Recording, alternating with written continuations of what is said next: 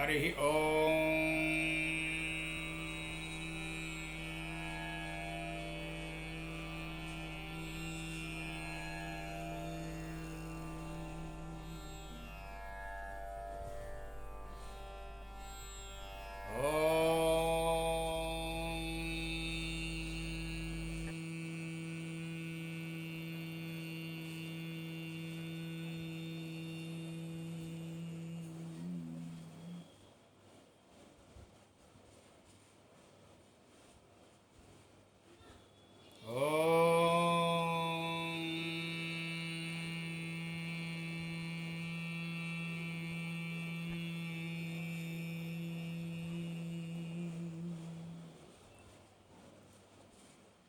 గురుర్బ్రహ్మా గురుర్విష్ణుః గురుర్దేవో మహేశ్వరః గురుః సాక్షాత్ పరం బ్రహ్మ తస్మై శ్రీ గురవే నమః.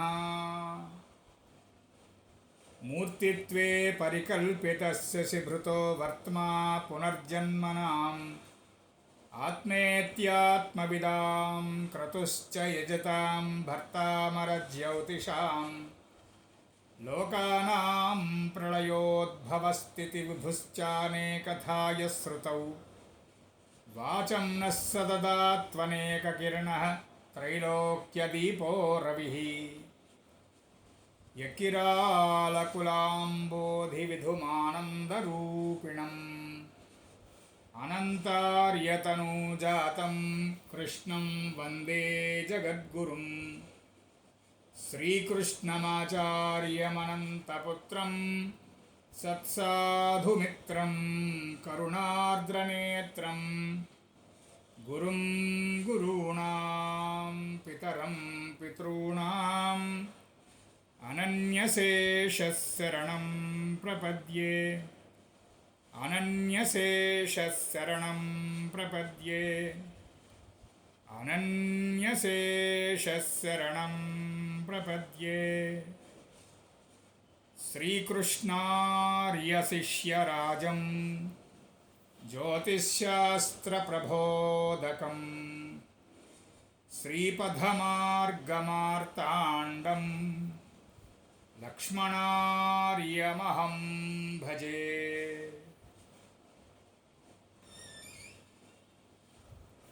అందరికీ నమస్కారం అండి. ఇవాల్టి మన తరగతి లగ్న విశేషములు.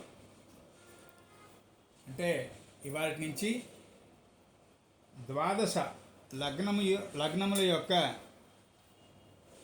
స్వరూపం స్వభావం మొత్తం కూలంకషంగా చేతనైనంత వరకు ప్రతి లగ్నాన్ని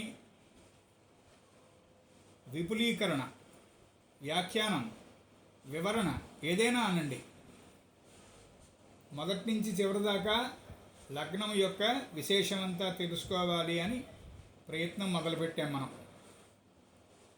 అయితే మేషలగ్నం లక్షణం ఇది, వృషభ లగ్నం లక్షణం ఇది, కర్కాటక లగ్నం లక్షణం ఇది అని చెప్పుకుంటూ వరుసగా వెళ్ళిపోవటం వల్ల పూర్తిగా మనం అనుకున్నటువంటి స్కీము సక్సెస్ అవ్వదని నేను అనుకున్నాను. అంచేత సభ వాళ్ళకి కొంత విసుగ్గా ఉన్నప్పటికీ కూడా ఒక ప్రత్యేకమైనటువంటి తరహాలో మనం తరగతి చెప్పుకోవాలి అని అనుకున్నాను. అదేంటంటే అసలు లగ్నం అంటే ఏమిటి, అది ఒక్కసారి మనం చూసి దాంతో పాటుగా చుట్టుపక్కల ఉన్నటువంటి కొన్ని ముఖ్యమైనటువంటి అంశాలు చూసుకుని అప్పుడు ఇండివిజువల్గా లగ్న విశేషాల్లోకి వెళితే బాగుంటుంది అని నాకు అనిపించి మాస్టర్ మన క్లాసుల్లో చెప్పిన ప్రకారం అవన్నీ కూడా ఆ విశేషాలన్నీ ఒక్కొక్క దగ్గర ఒక్కొక్కటి చెప్తే అవి మొత్తం సేకరించి ఒక దగ్గర తీసుకొచ్చి పెట్టుకున్నాను. అవి మీకు అందిస్తాను. అప్పుడు కంపారిటివ్ స్టడీ కూడా పూర్తవటం వల్ల సరైనటువంటి అవగాహనతో ముందుకెళ్తారో అని నేను అనుకుంటున్నాను. లగ్నం అంటే ఏమిటి? మామూలుగా పంచాంగంలో గ్రహ సంపుటి, గ్రహ సంపత్తి. అదే ఎఫ్మెరిస్. ఇండియన్ ఎఫ్మెరిస్ కావచ్చు, అమెరికన్ ఎఫ్మెరిస్ కావచ్చు, జర్మన్ ఎఫ్మెరిస్ కావచ్చు. వాటన్నిటిలో ఉండేటువంటి వివరం ఏమిటి? సార్వజనీనమైనటువంటి వివరం. అంటే అందరికీ ఒకటే వివరం కనిపిస్తుంది. ఎలా? ఆ రోజుని ఆ పొద్దున్న 5:30 గంటలకి, భారతదేశం లెక్కల్లో 5:30 గంటలకి రోదసిలో, అంటే పైన ఆకాశంలో ఉన్నటువంటి గ్రహగోళాలు ఏ ఏ కక్షల్లో పరిగెడుతూ ఏ ఏ నక్షత్ర సంపుటిలో నడుస్తున్నాయి అనేటువంటిది. నక్షత్ర సంపుటి తెలిస్తే దాని ద్వారా ఏ రాశిలో ఏ గ్రహము ఎన్ని డిగ్రీల ఎన్ని నిమిషాల్లో ఉంది అనేటువంటి వివరం ఉంటుంది. ఆ వివరం కామన్గా ఉంది, కొంచెం జాగ్రత్తగా చూడండి. ప్రతిరోజు కూడా ఒక ప్రత్యేకమైనటువంటి గ్రహ సంపత్తి అనేటువంటిది మార్పులేం లేవు. చంద్రుడు ఇక్కడున్నాడు, సూర్యుడు ఇక్కడున్నాడు, కుజుడు ఇక్కడున్నాడు, బుధుడు ఇక్కడున్నాడు. ఆ రోజు పుట్టిన వాళ్ళందరికీ అక్కడే ఉన్నారు. తేడా ఎక్కడొస్తోంది? రాశిచక్రంలో, అంటే జన్మచక్రంలో తేడా ఎక్కడొస్తుంది? లగ్నం నుంచి వస్తుంది. అది లగ్నం తాలూకా ప్రత్యేకత. లగ్నము వలననే ఏకత్వమున భిన్నత్వము, భిన్నత్వమున ఏకత్వము అనేటువంటి సూత్రం విడివిడిగా ప్రూవ్ అవుతోంది. ఇక్కడ ఏకత్వంలో భిన్నత్వం ఉన్నటువంటి గ్రహ సంపత్తి ఒకటే ఆ రోజు. కానీ ఒక్క సూర్యుడు కొక్కొక్కొండై అని భాగవతం చెప్పినట్టుగా ఎవరి జాతక చక్రం వాళ్ళకే అన్నది, ఆ ఇండివిజువాలిటీ ఎక్కడ స్టార్ట్ అయిందిరా అంటే లగ్నం దగ్గర స్టార్ట్ అవుతుంది. అది లగ్నం తాలూకా ప్రాముఖ్యత. అందుకే లగ్నం ప్రాణం. చంద్రుడు స్వరూపం, చంద్రుడు రూపం, లగ్నం ప్రాణం అన్నాడు కాళిదాసు.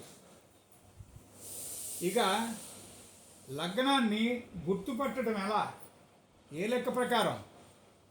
దానికి కూడా మనకి మాస్టారు చాలా చక్కనైనటువంటి సులభమైన మార్గం చెప్పారు. చాలా సింపుల్. తూర్పుకు తిరిగి నుంచున్నాం పొద్దున్నే మనం సూర్యోదయం సమయానికి. ఏదో 4 నిమిషాలు 3 నిమిషాలు 5 నిమిషాలు కాస్త ముందుగానే తూర్పుకు తిరిగి నుంచుని దండం పెట్టుకుంటే ఆ సూర్యుడు ఎదురుకుండా కనిపించాడు. సూర్యోదయం అయింది.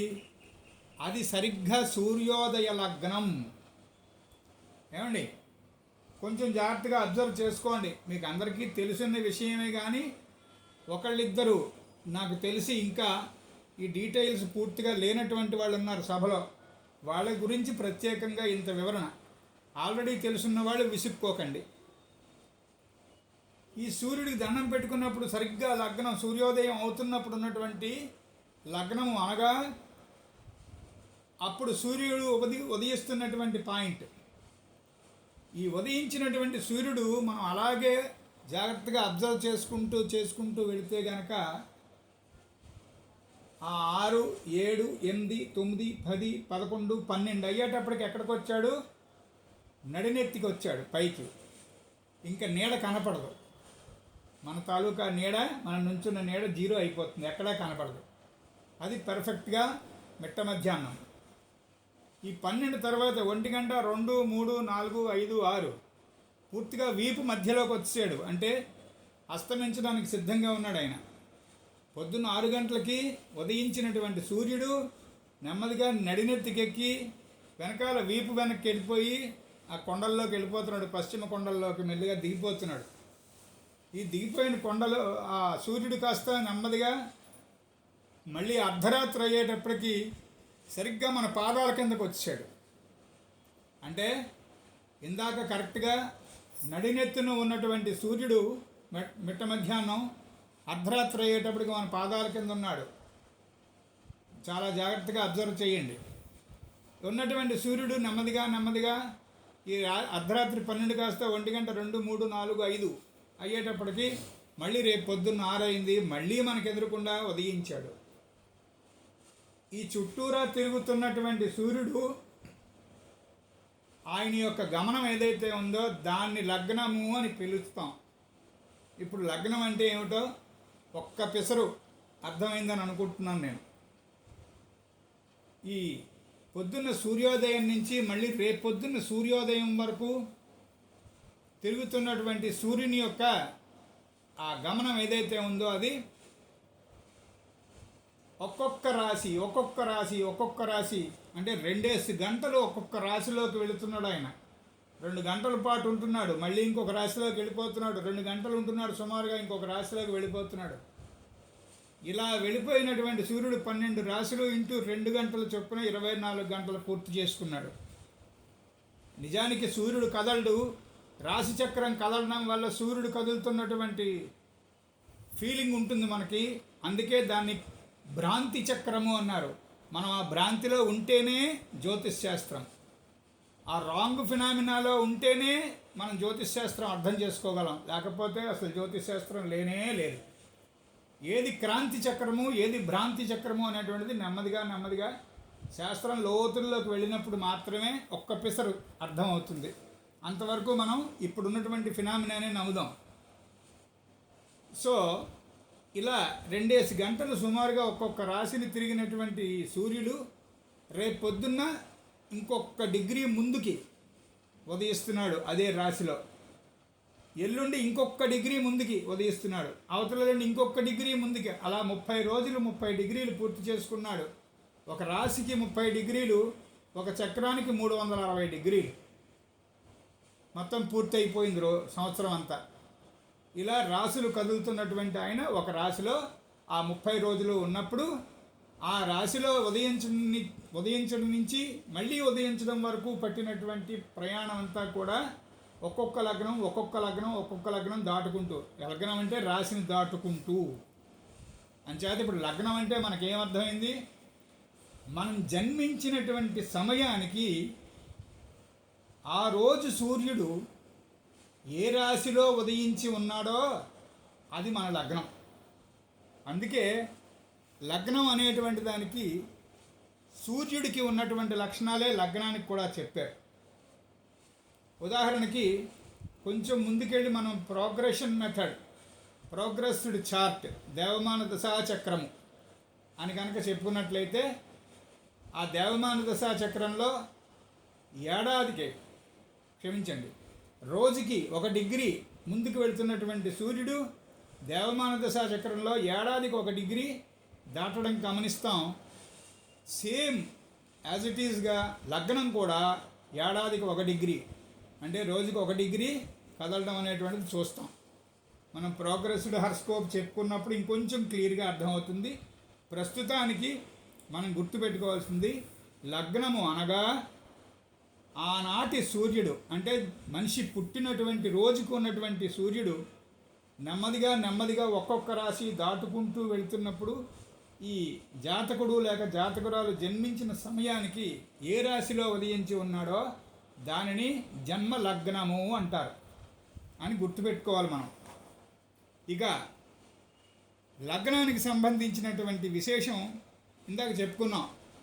గ్రహాలన్నీ ఆ రోజు పుట్టినటువంటి లక్షల కోట్ల మిలియన్ల మందికి అందరికీ ఒకలాగే ఉన్నాయి. లగ్నం డిఫర్ అయింది, ఎవరికి వాళ్ళకి విడివిడిగా వేరేగా లగ్నం వచ్చింది. అది లగ్నం తాలూకా గొప్పతనం, ప్రత్యేకత. ఇక ఈ లగ్నం ఏం కథ చెప్తుంది అంటే వాట్ నాట్. లగ్నం అనేటువంటిది ఒక్క మాటలో చెప్పాలంటే 12 రాసులు, 12 గ్రహాలు, 12 లగ్నాలు, ఇవన్నీ పర్మిటేషన్స్ అండ్ కాంబినేషన్స్ తీసుకున్నట్లయితే ఇన్ఫినిట్. లెక్క చెప్పలేం.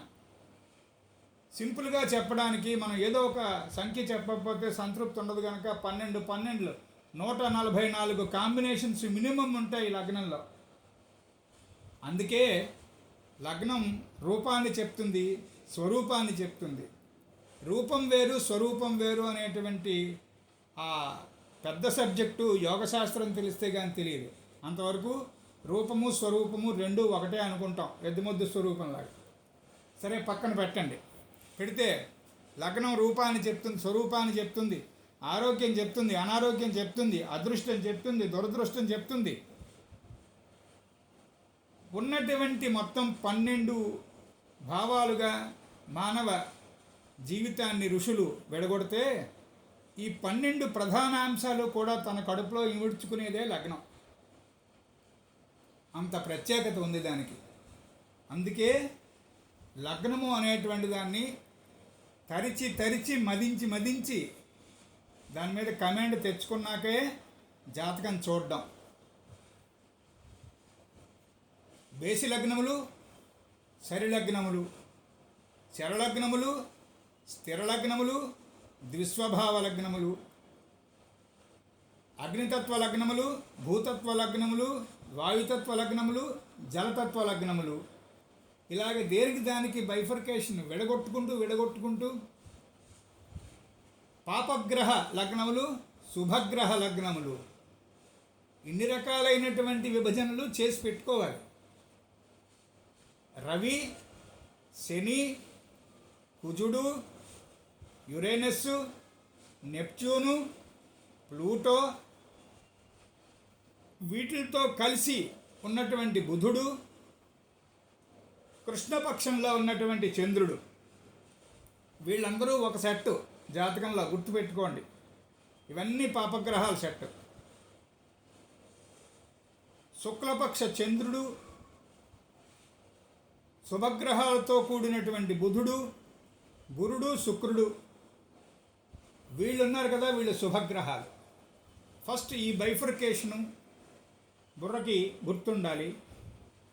చరా స్థిర దిస్వభావ అనేటువంటి బైఫర్కేషను, అగ్ని, భూమి, వాయువు, జలము అనేటువంటి బైఫర్కేషను, బేసి సరి అనేటువంటి బైఫర్కేషను.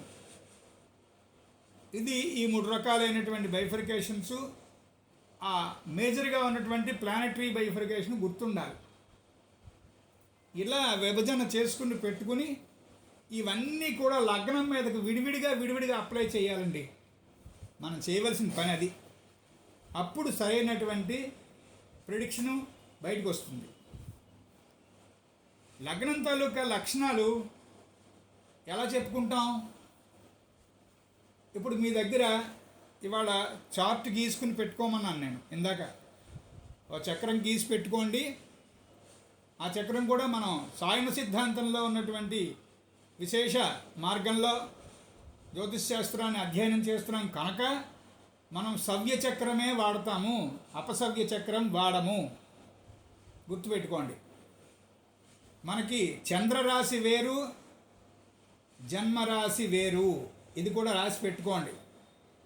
నిరైన సిద్ధాంతంలో జన్మరాశి అంటే చంద్రుడు ఉన్న స్థానాన్ని వాళ్ళు జన్మరాశి అనేస్తారు. మనం అంగీకరించాం. మనం సూర్యుడు ఉన్నటువంటి రాశినే జన్మరాశి అని చెప్తాం. మౌలికంగా సౌరానికి చాంద్రానికి ఉన్నటువంటి, అంటే సాయన సిద్ధాంతానికి నిరైన సిద్ధాంతానికి ఉన్నటువంటి తేడాల్లో, మౌలికమైనటువంటి తేడాల్లో ఇది ఒకటి. అలాగే ఒకటి సవ్య చక్రము, రెండోది అపసవ్య చక్రం. ఇక్కడ కూడా ఒక జాగ్రత్త చెప్తాను. సభ వాళ్ళు నన్ను తిట్టకుండా ఉంటామంటే, చాలామంది చక్రం గీసేటప్పుడు సవ్య చక్రం గీస్తున్నారు. అందులో గ్రహ సంపుటి చూపించేటప్పుడు నిరైన గ్రహాలను చూపిస్తున్నారు. అది సవ్య మార్గంలో చూపిస్తున్నారు. క్లాక్ వైజ్ చూపించేస్తున్నారు. తప్పు. అంటే 2 హోమియోపతిను అలోపతిను ఇదో మాత్ర అదో మాత్ర కలిపి వేసినట్టుగా ఉన్నాయి. అది ఏమాత్రమూ అంగీకారయుక్తం కాదు.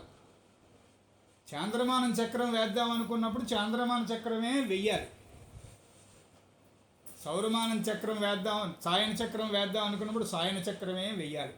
అది గుర్తుపెట్టుకోండి. అందుకే సాయన చక్రం మీ దగ్గర పెట్టుకోండి అని చెప్తా. అలాగే లగ్న స్వరూపం అనేటువంటిది మనం ఎలా తెలుస్తుంది అంటే, లాస్ట్ టైం మనం రాశులు వివరించుకున్నప్పుడు పాయింట్ చెప్పుకున్నాం. రాశి లక్షణాలను ఎలా పట్టుకుంటాం అంటే, ఆ రాశికి ఉన్నటువంటి అధిపతి ఎవరు, ఆ రాశిలో ఉండేటువంటి నక్షత్రాలు ఏమిటి, ఆ నక్షత్రాలకు ఉన్నటువంటి అధిపతులు ఎవరు, వాళ్ళ యొక్క పర్మిటేషన్ అండ్ కాంబినేషన్ ఎలా ఉంది. అశ్విన్ 4 పాదాలు, భరణ్ 4 పాదాలు, కృత్తిక 4 పాదాలు, కృత్తిక 1 పాదం మేషము, మఖ 4 పాదాలు, పుబ్బ 4 పాదాలు, ఉత్తర 1 పాదం సింహం. ఇలా నోటికి వచ్చేయాలి. ఏ రాశిలో ఏ నక్షత్రాలు ఎన్ని పాదాలు చొప్పున ఉన్నాయి. ఆర్ద్ర మృగశిర 2 పాదాలు, ఆర్ద్ర 4 పాదాలు, పునర్వసు 3 పాదాలు కలిపితే మిథునం అనేటువంటిది ఇళ్ళల్లో బుర్రగోక్కుని తడుముకోకుండా రావాలి. అప్పుడు మనకి లగ్నమైనా ఆ రాశి అయినా దాని మీద పట్టొస్తుంది. ఏమండి, అది రావడం కోసమే ఇవాళ ఈ ఎక్సర్సైజ్, ఇవాళ వివరం అంతా కూడా మీకు అర్థం కావడం కోసం డేటా మీ దగ్గర పెట్టుకునేటట్టు రెడీ చేశాను. నాకు తెలిసి ఒకళ్ళో ఇద్దరో నాలా కొంచెం వీక్గా ఉన్నారు తప్ప సభలో మిగతా వాళ్ళందరూ కూడా అడిగితే చెబుదాం అన్నట్టే ఉన్నారు అనుకుంటున్నాను నేను. వృశ్చికంలో 15 డిగ్రీల దగ్గర ఏ నక్షత్రం ఏ పాదం ఉంది చెప్తారా? ఎవరైనా చెయ్యొద్దండి.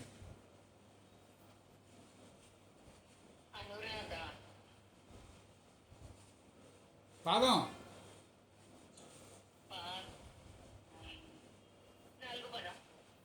అమ్మయ్యా, అంటే ఇద్దరు తిరుపతి వెంకటకవుల్లాగా చల్లపల్లి వెంకట శాస్త్రి, చల్లపల్లి ప్రభాకర శాస్త్రి అన్నట్టుగా ఇద్దరు కలిపి సాయం పట్టారు. ఓ ప్రశ్నకి సమాధానం వెరీ గుడ్.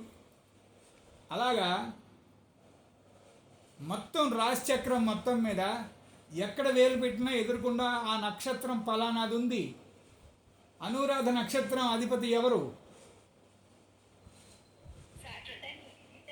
శని. అలా వెంటనే ప్రిపేర్ అయ్యి ఉండాలి. అలా వెంటనే బుర్రకు వచ్చేయాలి. అప్పుడు మనకి ఆ రాశి లక్షణం కానీ లేక ఆ లగ్నం లక్షణం కానీ బోధపడుతుంది.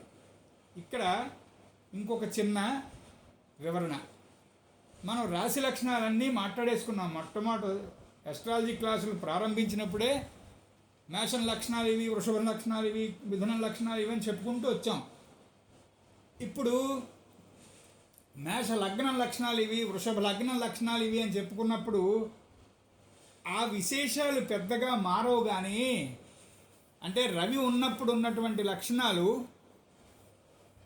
లగ్నం ఉన్నప్పుడు చిన్న చిన్న లక్షణాలు డిఫర్ అవుతాయి తప్ప మౌలికంగా స్వరూపం మారిపోదు.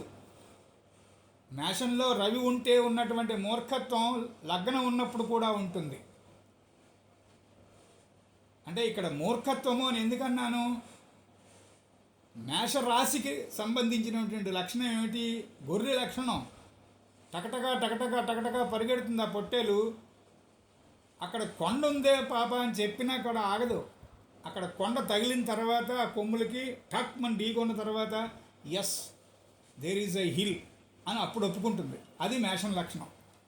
అది రవి ఉన్నా అంతే, లగ్నం ఉన్నా అంతే. ఆ మౌలికమైన లక్షణాలు తేడాలు రావు. కానీ ఈ లగ్నము అనేటప్పటికీ సోకాల్డ్ రాశికి బోల్డ్ అన్ని యాడెడ్ ఇష్యూస్ పెరిగిపోతాయి. అవి మనం గుర్తుపెట్టుకోవాలి. చెప్పాను కదా, నిర్వహణ వారికి అనగా చాంద్రమానం వారికి చంద్రుడు ఉన్నదే జన్మరాశి. కొంచెం ఆ విషయం పక్కన పెట్టండి, అదొక్కటి మనతో డిఫర్ అవుతుంది. మనకి సూర్యుడు ఉన్నదే జన్మరాశి, మనకి చంద్రుడు ఉన్నదాన్ని చంద్రరాశి అని పిలవాలి. మనం చంద్రాత్ అని పిలవాలి ఖచ్చితంగా. చంద్రుని నుండి అని పిలవాలి. అంటే లగ్నానికి ఎంత వాల్యూయో చంద్రుడికి అంత వాల్యూ సాయన సిద్ధాంతంలో.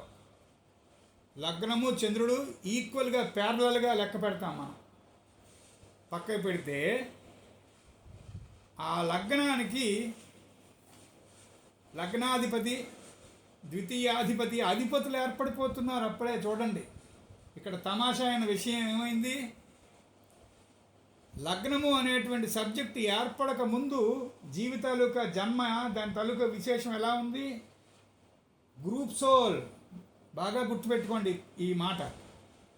చెట్లన్నిటికీ ఒకటే సోలు. ఆ కొండలు, ఆ 2, 3, 4 ఉత్తర కనుమలు, దక్షిణ కనుమలన్నీ ఒకటే సోలు, పశ్చిమ కనుమలన్నీ ఒకటే సోలు.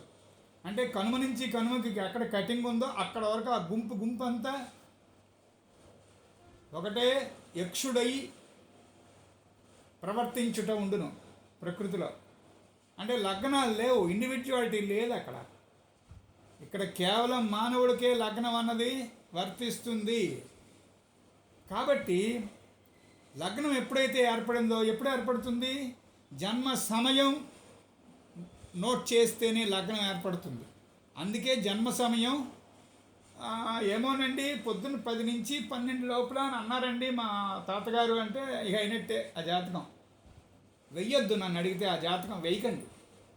లేదా వేద్దాం నిజంగానే పట్టుదల ఉన్నప్పుడు వాళ్ళు ఆ మాట ఎప్పుడు చెప్పారు ఆ టైంకు ముందు లగ్నం కట్టండి, ముందు జాతకం వేసేయండి, అంటే ప్రశ్న లగ్నం కట్టేసేయండి. అప్పుడు ఆ ప్రశ్న లగ్నంలోంచి వారు చెప్పినటువంటి సమయానికి ఉన్నటువంటి చార్ట్ని దీని మీద ఇంప్లిమెంట్ చేయండి, అంటే సింప్లిఫై చేయండి, ప్రతిక్షేపించండి. అప్పుడు కొంతవరకు అంటే 50-60% వరకు మీరు యాక్యురసీని లాక్కొస్తారు. అది కూడా చాలదు, పిన్ పాయింటెడ్గా ఉండాలి లగ్నం ఎప్పుడు. ఎంచేత లగ్నంలో ఉండేటువంటి 1 డిగ్రీ డిఫరెన్సు జన్మ సమయంలో 4 నిమిషాలకి సమానం అండి. ఓకే, మళ్ళీ చెప్తాను. 4 నిమిషాలు గడిస్తే జ్యోతిష్ చక్రంలో 1 డిగ్రీ గడుస్తుంది. 30 డిగ్రీలు గడవాలంటే 34 120 నిమిషాలు గడిచిపోవాలి. 120 నిమిషాలంటే 2 గంటలు. 2 గంటలు ఇంటూ 12 రాసులు 24 గంటలు. ఇది లెక్క. సో 4 నిమిషాలు కనుక వ్యత్యాసం ఉంటే పుట్టినటువంటి సమయానికి 1 డిగ్రీ ప్లస్ ఆర్ మైనస్ పోతుంది. 1 డిగ్రీ పోతే ప్రిడిక్షన్లో 1 ఇయర్ పోతుంది. దీన్ని బట్టి లెక్క కట్టండి, ఎంత యాక్యురేట్గా కట్టాలో ఆలోచించండి. సంతక చీటీలు అచ్చిక్ గాజులు అన్నట్టు వృశ్చిక లగ్నం అండి వాడిది. అంటే ఎక్కడ వృశ్చిక లగ్నంలో ఎక్కడ? విశాఖ 4వ పాదంలో ఉన్నాడా? అనురాధ 4వ పాదంలో ఉన్నాడా? జ్యేష్ఠ 3వ పాదంలో ఉన్నాడా? ఎక్కడున్నాడు? ఆ పర్ఫెక్షన్ కనుక లేకపోతే క్యాలిక్యులేషన్లో there will be no perfection in prediction also. అయిపోయా. అందుకని యాక్యురేట్ టైం పట్టుకోవాలి మనం. పోతే ఈ లగ్నం ఎప్పుడైతే ఏర్పడిపోయిందో ఇక ఇండివిజువల్ చార్ట్ ప్రారంభమైంది. అంటే ఎవరి భావాలు వాళ్ళకి. ఎంచేత 10 డిగ్రీలు మేషంలో ఎవరికో లగ్నం ఉందిట అంటే ఆ 10 డిగ్రీలు మేషం దగ్గర నుంచి సరిగ్గా 15 డిగ్రీలు ముందుకి 15 డిగ్రీలు వెనక్కి వాళ్ళ తాలూకా మేషలగ్నం వాళ్ళకి వర్తిస్తోంది ఆ జన్మంతా అని కదా అర్థం. అంటే భావ మధ్యం కస్ప్ అనేటువంటిది ఫిక్స్ చేసి చూడాలి మనం. అది పర్ఫెక్ట్గా దొరకాలి ఆ డేటా దొరికిదాకా మనం ఎంత మహాపండితులమైనా కూడా మనం చెప్తున్నది ఒకటి వాడు చప్పరించేస్తాడు. ఏమిటో మీరు చెప్తున్నవి ఏవి మాకు కనెక్ట్ అవ్వలేదండి అంటాడు. ఇందుకే మనం నేర్చుకున్న సూత్రాలన్నీ కంటతా పెట్టాం, అంతా కరెక్టే రైటే, కానీ మన ప్రజెంటేషన్ ఎక్కడ పాడైపోయిందిరా అంటే క్యాల్కులేషన్ దగ్గర. క్యాల్కులేషన్ ఎక్కడ పాడైపోయిందిరా అంటే నరసమ్మ గారి చేతిలో పాడైపోయింది. ఆవిడ చేతులు మూతులు అన్నీ కడుక్కొని జాగ్రత్తగా ఆ పురుడు సమయంలో ఆవిడ బట్టలు గట్టలు నలిగిపోతే సింగారించుకుని మెల్లిగా అప్పుడు బయటకు వచ్చి టైం ఇచ్చారు ఆవిడ. అది ముందు చెప్పాను, అంటే మా మనవడు పుడుతున్నాడండి, కొంచెం మనవరాలు పుడుతుందండి, కాస్త ఎన్ని గంటలకో టైం ఇవ్వండి అంటే ఆవిడ అలాగేదండి అంది. మన అదృష్టం మీద ఆధారపడి ఉంది. అటు చేసి నెమ్మదిగా ఆవిడ 12 గంటల 10 నిమిషాలు పుడితే 1 గంట 2 నిమిషాలకి ఇచ్చింది టైము. దాన్నే ఈకే గారు జ్యోతిష్ శాస్త్రంలో జ్యోతిష ప్రకాశం గ్రంథంలో ప్రిఫేస్లో మాట అన్నారు, ఒకని మహాదశ యందు ఇంకొకని అంతర్దశ దూరిపోవచ్చున్నది అన్నారు. కొంచెం జాగ్రత్తగా చదవండి, తెలుస్తుంది. ఒకడు మహాదశలో ఒకడు అంతర్దశ దూరిపోతే ఇంకా మన ప్రిడిక్షన్ ఇక్కడ. సో అందుకని నేను చెప్పదలుచుకున్నది, డెఫినెట్గా మనం చాలా యాక్యురేట్గా క్యాల్కులేట్ చేసుకోవాలి. ఇక ఒక లగ్నం పర్ఫెక్ట్గా తయారైపోయిన తర్వాత, క్యాల్కులేట్ అయిపోయిన తర్వాత ఏర్పడేటువంటి విశేషం ఎక్కడి నుంచి చూడడం మొదలు పెట్టాలి. ఏ లగ్నానికైనా కూడా 3వ ఇల్లు, 7వ ఇల్లు, 11వ ఇల్లు, 3, 7, 11 భావాలు ఏవైతే ఉంటాయో ఆ భావాలకి ఉన్నటువంటి గ్రహ అధిపతులు ఆధిపత్య పాపులై ఉంటారు. గుర్తుపెట్టుకోండి. 3, 7, 12 అధిపతులు చాలా చిరాకైనటువంటి ఆధిపత్యం గలవారిగా, ఆధిపత్యం గల గ్రహాలుగా తీసుకోవాలి. మూడో ఇంటి ఆధిపత్యంతో పాటు ఇంకొక ఇంటి ఆధిపత్యం కూడా ఆ గ్రహానికి ఉంటుంది. ఎలా? ఒక సూర్యుడికి చంద్రుడికి తప్ప మిగతా కుజాది పంచగ్రహాలకి రెండు ఇల్లులు కదా. సభ వాళ్ళందరికీ తెలుసు ఆ విషయం. మేషానికి వృశ్చికానికి కుజుడు అధిపతి, వృషభానికి తొలకి అధిపతి శుక్రుడు, మిథున కన్యలకి బుధుడు అధిపతి, అలాగే మకర కుంభములకు శనీశ్వరుడు అధిపతి, ధనుర్మీనములకు బృహస్పతి అధిపతి. ఇది అందరికీ తెలుసు కదా. ఉదాహరణకి మేషం లగ్నం తీసుకున్నాం అనుకోండి. తృతీయ స్థానం ఏది? మిథునం. మరి ఆ మిథునానికి అధిపతి బుధుడు, ఆయనకి ఇంకొక ఆధిపత్యం కూడా వచ్చింది. ఎక్కడ? షష్టాధిపతి, 6వ ఇంటి అధిపతి. అంటే 3వ ఇంటి అధిపతి, 6వ ఇంటి అధిపతి బుధుడే మేషానికి. కనుక పూర్తిగా ఆధిపత్య శత్రువు మేషలగ్నానికి బుధుడు. వృషభ లగ్నం ఉందనుకోండి. వృషభ లగ్నానికి ద్వితీయాధిపతి బుధుడు, పంచమాధిపతి బుధుడే. ద్వితీయ పంచమ ఆధిపత్యాల్లో పంచమాధిపత్యం బాగా అత్యంత శుభం. ఏ లగ్నానికైనా పంచమాధిపతి చాలా సహాయకారకుడు. కోణాధిపతి కదా, అందుకని బాగా సహాయం చేస్తాడు. మరి మేషలగ్నానికి ఎలా చూసినా సరే నష్టపరిచేటువంటి బుధుడు వృషభ లగ్నానికి ద్వితీయ పంచమాధిపతిగా సగం మార్కులు కొట్టేశాడు, బెస్ట్ అనిపించుకున్నాడు. ద్వితీయాధిపతి మార్కాధిపతి కాబట్టి కొంత పర్వాలేదు, అంటే ధనాగమనం అవన్నీ కూడా ద్వితీయం నుంచి తెలుస్తాయి కనుక కొంత ప్లస్ పాయింట్. కానీ ద్వితీయం మృత్యువుని కూడా చెప్తుంది, అంటే మారక స్థానం అన్నాం కనుక ద్వితీయాధిపతిగా సగం మైనస్ మార్కులు ఉన్నాయి ఆయనకి, వృషభ లగ్నానికి. అలా లగ్నం క్లియర్గా విడిపోయినప్పుడు మొట్టమొదట ఏ అధిపతులు ఎవరెవరయ్యారు నోటికి వచ్చేయాలి. కర్కాటకం లగ్నం. కర్కాటక లగ్నం అంటే ఇది ప్రాక్టీస్ ఎలా చేస్తారంటే, మీ ఎదురుకుండా చక్రం ఉంది కదా, అందరి దగ్గర ఉందా చక్రం? ఉంచుకున్నారా?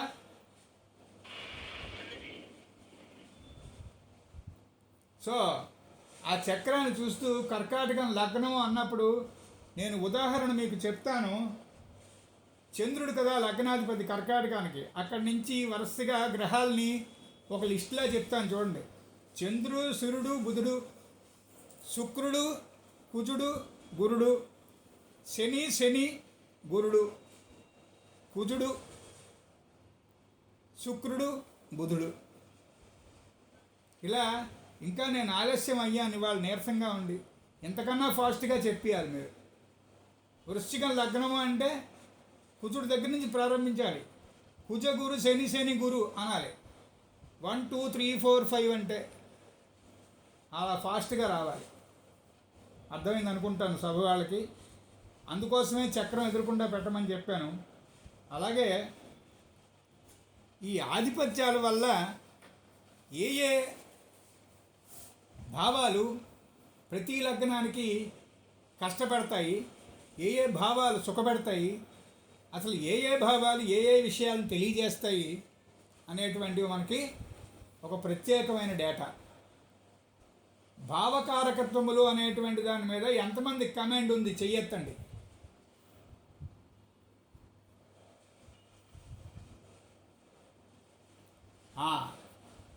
చతుర్థం ఏ విషయాలను చెప్తుంది దీపక్?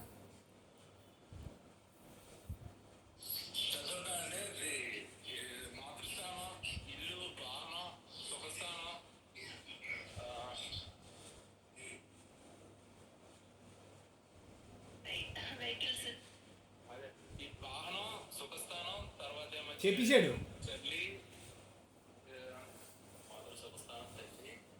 చర్మాంకం ఓకే, ఇక్కడ బాగా చెప్పావు, ఫాస్ట్గా వెళ్ళావు, వెరీ గుడ్ బాయ్. ఇలాగా ఉన్న 12 భావాల్ని ఋషులందరూ ఏం చేశారంటే మనకి మానవ జన్మ అంటే మానవ జీవిత విశేషాలని 12 ప్రధానమైన భాగాలుగా చేసి ఉంచారు. వీటి తాలూకా వివరం ఇంకా క్లియర్గా మీకు రావాలంటే, తెలియాలంటే, అర్థం అవ్వాలంటే, నచ్చాలంటే మాస్టర్ గారిది నాబాణిలో మొత్తం సీరియల్స్ అన్నీ వస్తుండేవి, ఎస్ట్రాలజీ సీరియల్స్ అన్నీ. ఈకే గారివి జ్యోతిర్విద్య అని చిన్న పుస్తకం వేశారు WTT వాళ్ళు, అది చదవండి. దాంట్లో ఈ 12 భావాలకి సంబంధించినటువంటి వివరం చాలా చక్కగా సరళంగా ఇచ్చారు ఈకే గారు. అంటే జ్యోతిష్ ప్రకాశం చదివినా వస్తుంది. ఇక్కడ చెప్పదలుచుకుంది ఏంటంటే భావకారకత్వములు అనేటువంటి టకటకా వచ్చేయాలి నోటికి. ద్వితీయము అనగా అంటే ధనగే, ధనస్థానము, కుటుంబ స్థానము, వాక్స్థానము, ఇష్టపడేటువంటి రుచులు, మాట తీరు, మారకత్వము, ఇలా వరుసగా వెళ్ళిపోవాలన్నమాట. తృతీయ స్థానం అంటే విక్రమము, సోదర స్థానము, communication, house of communications, short journeys, ఇలాగా ఆ భావం టచ్ చేయగానే దాని విశేషాలన్నీ ఒక పిక్చరు కళ్ళకు కట్టాలి. అది భావకారకత్వాల విశేషాలు. అవి నెమ్మదిగా మీ అంతటా మీరు సొంతంగా 2, 3, 4 గ్రంథాలు చదివేసుకుంటే, సర్వార్థ చింతామణి, ఇలాంటి గ్రంథాలు ఉన్నాయి, జాతక పారిజాతము, ఇవి చదువుకున్న కొలది, ఫలదీపిక, అన్నిటికన్నా ఫలదీపిక చదువుకోండి. బృహజ్జాతకం, బృహత్ పరాశరహోర అయిపోతే నన్ను అడిగితే మొట్టమొదటి బృహత్ పరాశరహోరే చదువుకోమంటాను. ఆ తర్వాత బృహజ్జాతకం చదువుకోండి. అంటే మాస్టారు ముందు బృహజ్జాతకం చదవమని చెప్పారు, అది కూడా చెప్తున్నాను సభలో. కానీ ఇప్పుడు మనం ఎవ్వరం బృహజ్జాతకం ముందు చదువుకుంటే మనకి మాస్టర్ లేరు, డౌట్లు వస్తే వివరించడానికి. ఎందుకంటే ఉదాహరణకు బృహజ్జాతకంలో వజ్రయోగం అని ఒక యోగం చెప్తాడు. ఆ యోగం మనకి అర్థమవుతుంది, నచ్చదు. ఎందుకంటే సూర్యుడి నుంచి 4వ ఇంట్లో శుక్రుడు ఉన్నాడు అంటాడు. సూర్యుడి నుంచి 4వ ఇంట్లో శుక్రుడు ఎందుకుంటాడు? శుక్రుడు బుధుడు అంత దూరంగా ఉండరే సూర్యుడికి, మనకి తెలిసిన ఎఫ్మెరిస్ ప్రకారం. మరి ఈ యోగం తప్ప? ఇలాంటి పెద్ద పెద్ద డౌట్స్ వచ్చేస్తాయి బృహజ్జాతకం చదువుకుంటే.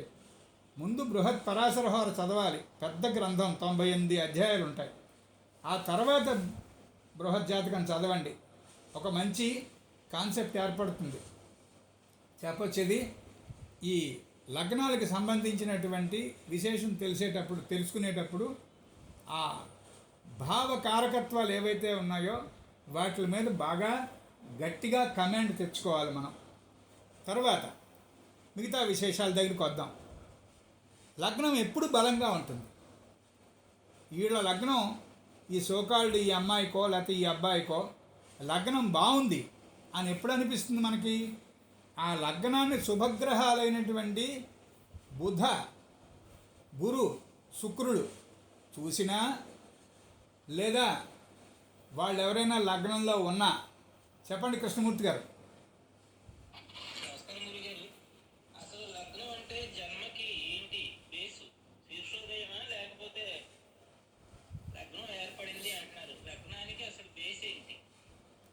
ఇందాక నేను మొదట్లో చెప్పిందే లగ్నం అంటే ఏమిటో చెప్పాను. బహుశా ఎక్కడ మన వాయిస్ మిస్ అయిందో ఏదో అయ్యి ఉంటుంది. ఒక వాక్యంలో చెప్తాను. శీర్షోదయము, నాళఛేదనము, భూపతనము అనేటువంటివి జనన సమయాన్ని లెక్క పెట్టడానికి 3 భాగాలు. నిజానికి అది ఇప్పుడు ఈ క్లాసులో చెప్పుకోకూడదు, మీరు అడిగారు కాబట్టి నేను నోరుజారి చెప్తున్నాను. కానీ ముందు జనన సమయము అనేటువంటిదే మనం తెలుసుకుందాం. ఈ జనన సమయం ఎలా యాక్యురేటు అనేటువంటిది ఇంకొంచెం అడ్వాన్స్మెంట్, కొంచెం ముందుకెళ్ళిన తర్వాత చెప్పుకుంటే బాగుంటుంది. ఇప్పుడు భూపతనం అంటే, నాళఛేదనం అంటే ఏమిటి బాబు అంటే మళ్ళీ అదో క్లాసు. అందుకని మనం జన్మ సమయాన్ని తీసుకుంటే దాంట్లో ఎంత యాక్యురసీ తెచ్చుకుంటాం. ఎన్ని గంటలకి పిల్లాడు ఏడ్చాడు, ఎన్ని గంటలకు ఆ పుట్టిన బిడ్డ ఏడ్చింది అనేటువంటిది ప్రథమ రోదనం అన్నాడు. దానికి కారణం ఏమిటి? ఈ గొంతుకులో ఏర్పడినటువంటి ఇగ్నిషనల్ డిస్టర్బెన్స్. అంటే ప్రథమ శ్వాస, మొట్టమొదటి శ్వాస తీసుకున్నప్పుడు గుర్ర అనేటువంటిది శ్వాస తీసుకోవడం ఇంకా ప్రాక్టీస్ మధ్యలో తప్పడిపోయింది కదా. జీవి కిందసారి శరీరం విడిచిపెట్టిన దగ్గర నుంచి ఈసారి మళ్ళీ శరీరం తీసుకునేలోగా విశ్రాంతి, మధ్యలో ఖాళీ. ఈ ప్రాక్టీస్ లేదు. మళ్ళీ శరీరం ఇచ్చిన తర్వాత అంతవరకు పుట్టేదాకా అమ్మ తాలూకా అంబ్లికల్ కార్డ్లోంచి శ్వాస వెళ్ళింది. శ్వాస ప్రశ్వాస రెండూ కూడా అక్కడ జరిగాయి. ఇప్పుడు బొడ్డు ఎప్పుడైతే కట్ చేశారో, అంబ్లికల్ కార్డు కట్ చేసేసిన తర్వాత ఇండివిజువాలిటీ ప్రారంభమైపోయింది. ఫస్ట్ బ్రెత్ ఎప్పుడైతే స్టార్ట్ అయిందో అక్కడి నుంచి ఆయుష్ ప్రారంభమవుతుంది. జనన సమయం అక్కడి నుంచి ప్రారంభమవుతుంది. దాన్ని పట్టుకోగలడానికే మనకి శీర్షోదయం దగ్గర నుంచి భూపతనం వరకు ఉన్నటువంటి ఆ టైం మొత్తానికి టైమ్ ఆఫ్ లేబర్ అంటారు దాన్ని, పురుడు పోయడం. సో ఇందులో ఉన్నటువంటి మొదటి శ్వాసని మనం టైం కింద తీసుకోవాలి. అదే అన్నిటికన్నా పర్ఫెక్టు. ఆ మొదటి శ్వాసను తీసుకుని అక్కడి నుంచి క్యాలిక్యులేట్ చేస్తే ఉన్నటువంటి డిగ్రీ ఏదైతే ఉందో రాశిచక్రంలో ఏ రాశిలో పడుతుందో ఆ డిగ్రీని ఫిక్స్ చేయడంలోనే మన సత్తా అంతా ఉంది. అది ఇందాక నేను చెప్పాను, మళ్ళీ ఇప్పుడు మీరు అడిగాను, రెండోసారి చెప్పాను. ప్రస్తుతానికి ఈ వివరం సరిపోతుంది అనుకుంటున్నాను. ఇంకా వీలుగా కావాలనుకున్నప్పుడు మనం పర్సనల్గా ఇంకొకసారి చర్చిద్దాం. ఓకేనా? తీస్తే ఈ లగ్నం ఎప్పుడు బలపడింది, ఎప్పుడు గట్టిపడింది, ఎప్పుడు బాగుంది అంటే దాని కండిషన్స్ మొట్టమొదటి ఏం చెప్పారు మనకి ఋషులందరూ? లగ్నాన్ని శుభగ్రహాలైనా చూడాలి, లగ్నంలో శుభగ్రహాలు ఉండాలి. అలాగే లగ్నాధిపతి లగ్నాన్ని చూసిన బలమే, అలాగే లగ్నంలో లగ్నాధిపతి ఉన్న బలమే. ఇక్కడ శుభగ్రహ పాపగ్రహ ప్రసక్తి చెప్పారు కదండి. మరి వృశ్చిక లగ్నం అనుకోండి, దాని అధిపతి పాపి కదా కుజుడు. అప్పుడు ఏమిటి పరిస్థితి? దానికైనా ఇదే రూల్ వర్తిస్తుంది. ఆ వృశ్చిక లగ్నాధిపతి అయినటువంటి కుజుడు ఆ వృశ్చిక లగ్నాన్ని చూస్తున్నాడు అంటే 4వ ఇల్లు 8వ ఇల్లు విశేష దృష్టి ఉంటుంది కుజుడికి. దృష్టిలు చెప్పినప్పుడు చెప్తాం. ఆయా దృష్టుల దూరంలోంచి తన లగ్నాన్ని తాను కుజుడు చూసుకున్నా కూడా చాలా బలమైనటువంటి స్థితి ఏర్పడుతుంది లగ్నానికి. ఏ లగ్నమైనా కూడా ఆ లగ్నాధిపతి దాన్ని చూసినా, ఆ లగ్నాధిపతి ఆ లగ్నంలో ఉన్నా కూడా మంచి పాయింట్, ప్లస్ పాయింట్. శుభగ్రహాలు చూస్తే ప్లస్ పాయింట్. ఒక ప్రత్యేకమైనటువంటి గురు శుక్రులతో, గురువు కానీ శుక్రుడు కానీ ప్రత్యేకమైన డిగ్రీల్లో ప్రతి రాశిలోనూ ఆ డిగ్రీలో ఆ లగ్నంలో కనుక పడితే రాజయోగం. అంటే ఇక్కడ భంగం అవ్వకుండా ఉంటే, శని కానీ కుజుడు కానీ వాటిని భంగం చేయకుండా ఉంటే అది రాజయోగం అవుతుంది. ఇలా లగ్నాలకి సంబంధించినటువంటి ఆ విశేషాలన్నీ ఒక గ్రంథంలో దొరకవు. 2, 3, 4 గ్రంథాలు విడివిడిగా చదువుకుని మనం, అంటే ప్రతి గ్రంథంలోని లగ్న విశేషములు అనే దగ్గరికి వెళ్ళాలి, ఆ చాప్టర్ తీయాలి. తీస్తే కనీసం 7-8 గ్రంథాలు చదివేటప్పటికి ఒక కొలిక్కి వస్తుంది బుర్ర. మ్యాథమెటిక్స్ లాగే ఇంకా అందులో ఏం పెద్ద ఇదేం లేదు. ఫిజిక్స్ అయినా కెమిస్ట్రీ అయినా మ్యాథ్స్ అయినా ఒక ఆధరు ఇచ్చినటువంటిది చదివేస్తే పరీక్షలు పాస్ అవ్వం. టెక్నాలజీ అయినా అంతే. స్ట్రెంగ్త్ ఆఫ్ మెటీరియల్ అని ఉంటుంది, ఇంజనీరింగు మెకానిక్సు స్ట్రెంగ్త్ ఆఫ్ మెటీరియల్ ఇవన్నీ చదువుకున్నప్పుడు గుప్తా గారిది, పున్మియా గారిది, ఇంకో రకరకాల ఆధర్స్ చదువుకోవాలి.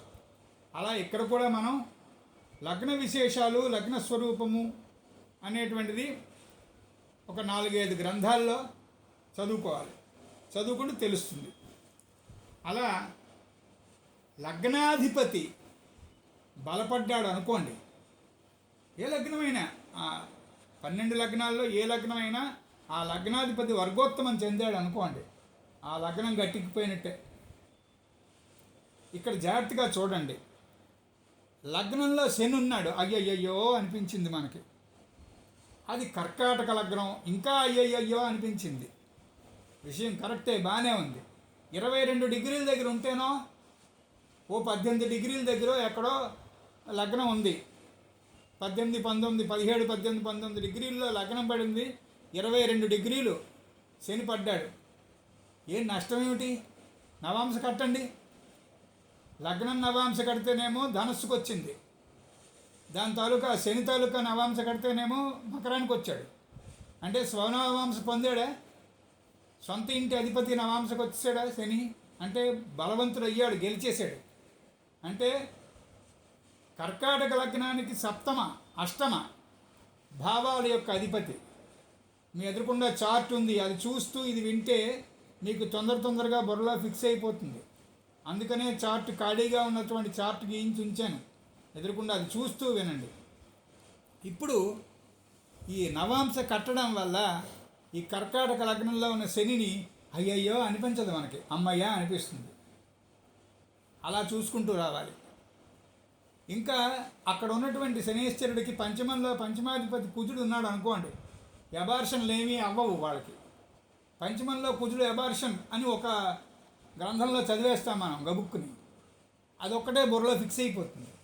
కానీ ఇక్కడ రెండు పాపగ్రహాల మధ్యలో కోణ దృష్టి ఉండను, అంటే రెండూ బలపడ్డాయి. ఇంకా అక్కడ ఉన్న శని ఏ వర్గోత్తమో చెందాడు అనుకోండి, అప్పుడు 14 డిగ్రీల్లో ఉన్నాడు అనుకోండి వృశ్చికంలో, అప్పుడు వర్గోత్తమం కదా. అందుకే నవాంశ చక్రము నోట్లో ఉండాలి, టపటప చెప్పేయాలి. ఎప్పుడు అడిగినా ఎక్కడ అడిగినా నిజట్లో లేపడిగితే వెంటనే నవాంశ చెప్పగలగాలి.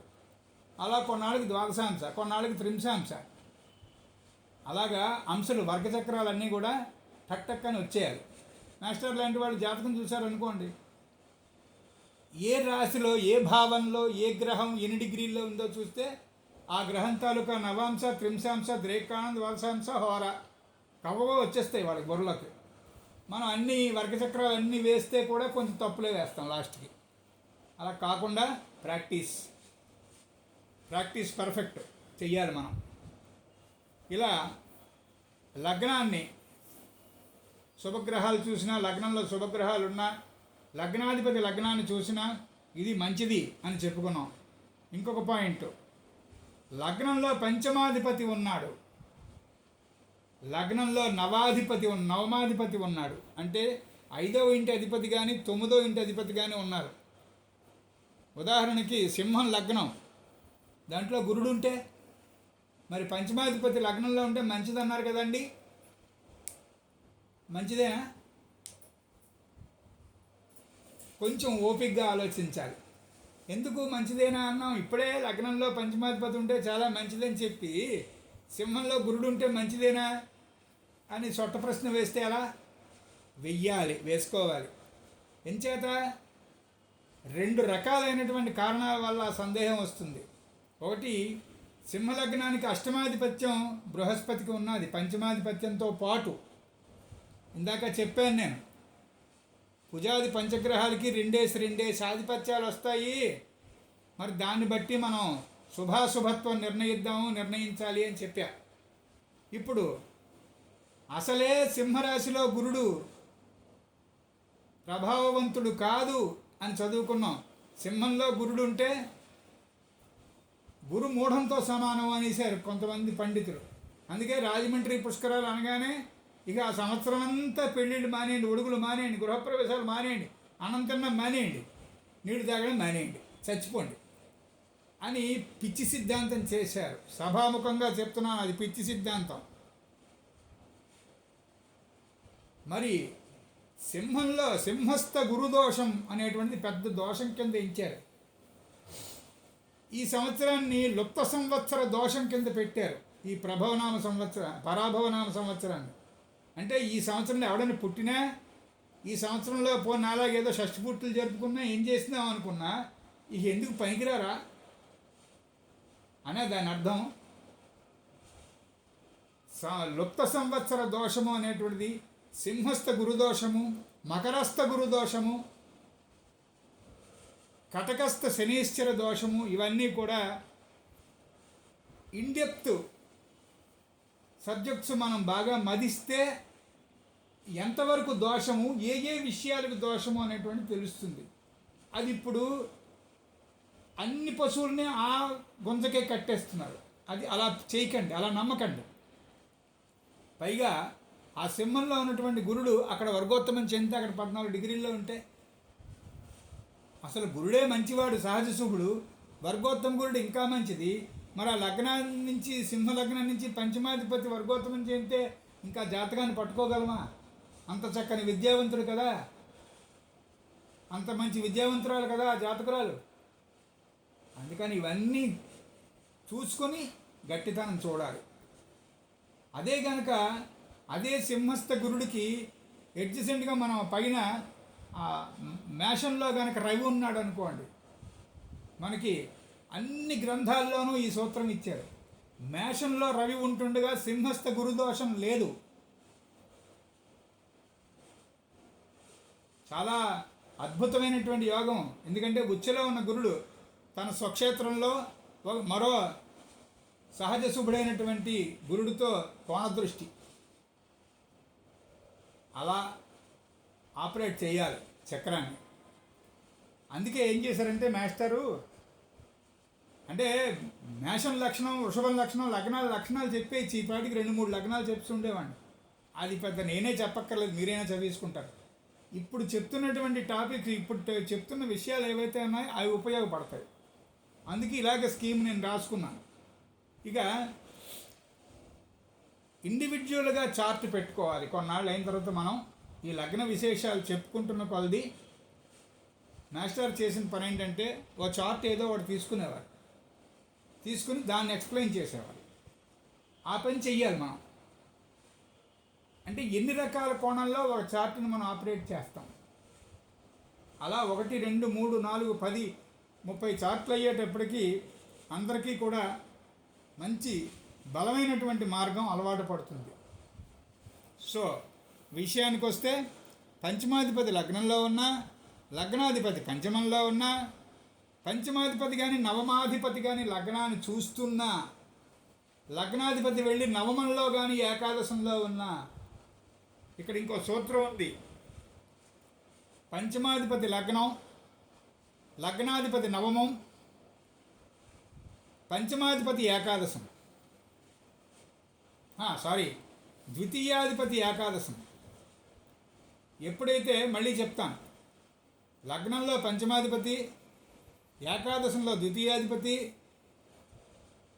లగ్నాధిపతి నవమంలోని ఉంటే ఎంత చెత్త జాతకం అని అనుకున్నా మనం బయటికి కోట్లు, మిలియన్లు, ట్రిలియన్లు పడగలెత్తిపోతారు.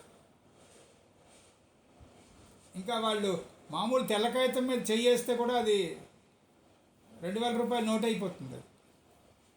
అలా ఉంటుంది. అంటే మిగతా భావాల వల్ల ఆ భోగం, ఇక్కడ మళ్ళీ భోగం 2 రకాలుగా ఉంది జ్యోతిష్ శాస్త్రంలో. స్వానుభవము, పరానుభవము. అంటే మా తాతగారు చెప్పేవారు, గుణించుట, గణించుట.